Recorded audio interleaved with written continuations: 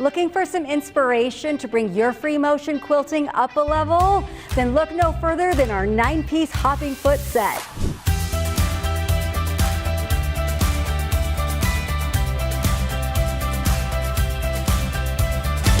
Hi, I'm Angelique and I'm going to show you what comes in the 9-piece hopping foot set, some ideas on how to use it, and explain what each of our attachments do.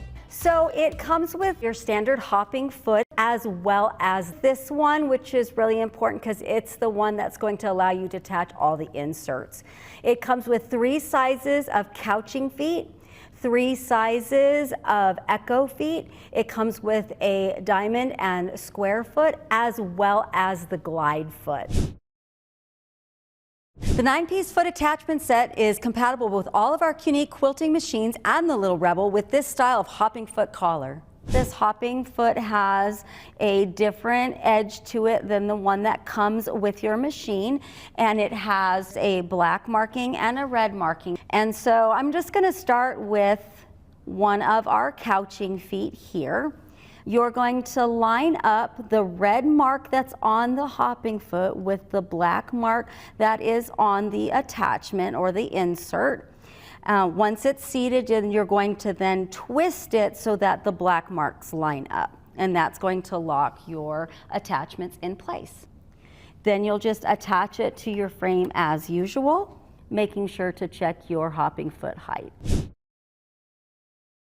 Couching is adding an additional textile to the top of your quilt, something like yarn or string or ribbon, anything that you can think of that will work with the feet. And it's going to add another dimension or layer to your quilt because it sits on top of the quilt. So let me show you some examples of couching that I've done in other projects. First, I have this pillow. It's a very simple design. I used a worsted weight cotton thread to quilt the large B on the front there, and then I used a black here to create a frame on that. Another project that I did with couching was making this fun jacket. I used a couple of different sizes of yarn to create this so that I got some different textured looks, and this was just a fun way to embellish a thrift store find. Another project that I did is this elegant table runner. I've used a much thinner type of yarn that has a lot of sparkle to it, and I drew out my design and did a lot of echoing with it to create the nice gold look, and then did some regular echoes around it to extend that design. The 9-piece comes with 3 different echo feet in various sizes: small, medium, and large. And if you take a look here, you'll see a design that I did with all of them, and I'm going to show you how to replicate that. I'm just going to start a wiggly design.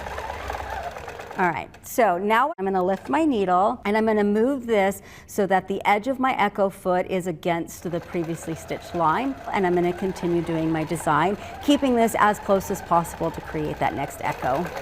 And I can do that as many times as I want. I'm going to do one more.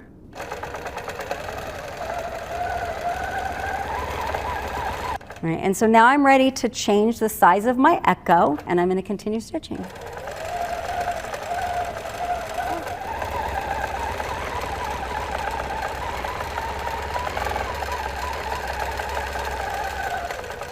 All right, now I have the larger echo foot on, so you can see how we've increased in the increments of our quilting here by using the 3 different feet.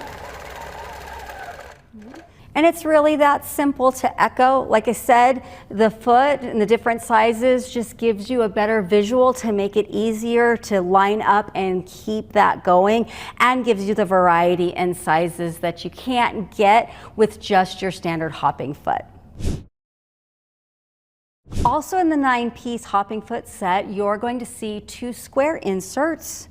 One is for doing horizontal and vertical lines, and the other one is for doing 45-degree diagonal lines. You can tell which is which by the placement of the black marking that you use to line up your hopping foot into. The one that is your horizontal / vertical, the black marking is in the center of one of the sides. The one that is the 45-degree diagonal has the marking in one of the corners.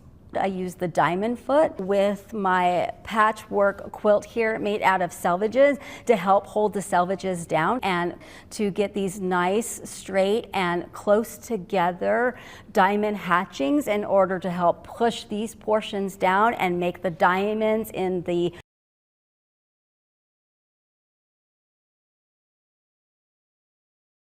the square one. It really works best with a ruler to help you keep your lines straight. And so I'm going to use our 3x8 true cut ruler and line that up against the edge that's closest to me.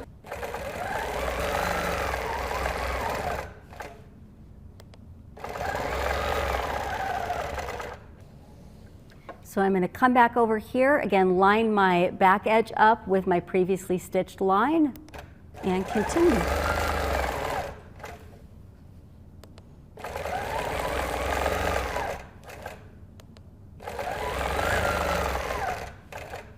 If I want to add vertical lines, I can do that just by moving my ruler to the other side that's more comfortable for me.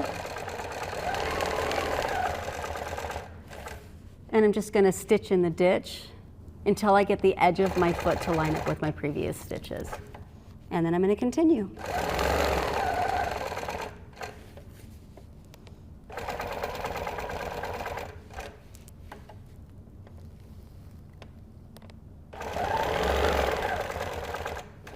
And I can continue that all the way through until I finish if I want more of that checkered appearance. Right, so now I have the diamond one on, so remember you can tell because the black marks are in the corner. And I'm going to start by doing my 45s on this angle. And I'll just travel in the ditch until my corner here lines up with my previous stitching.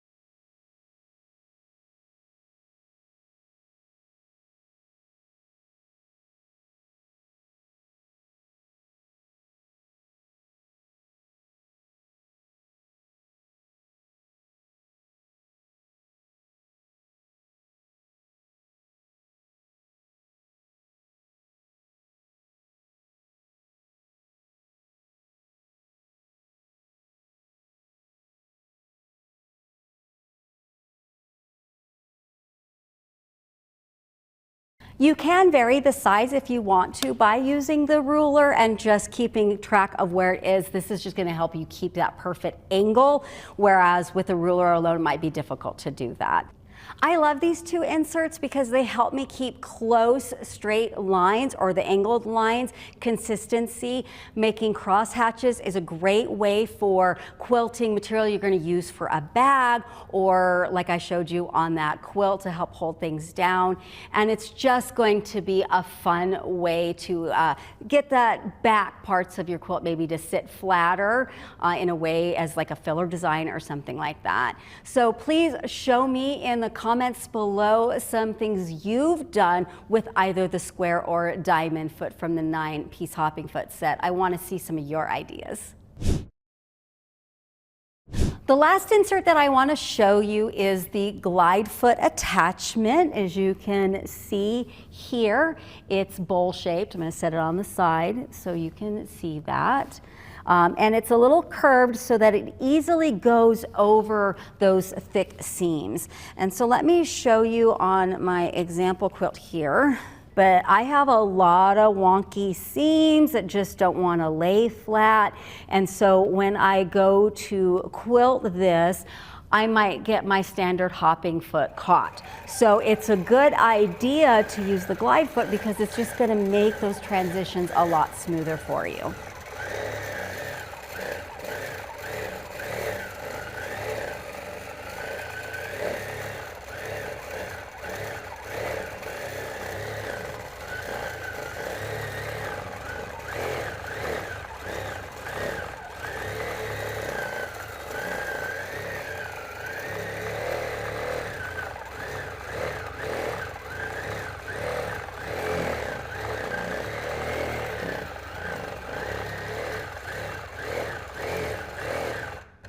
It's as easy as that. Just goes right smoothly, like you have no issues with your quilt whatsoever.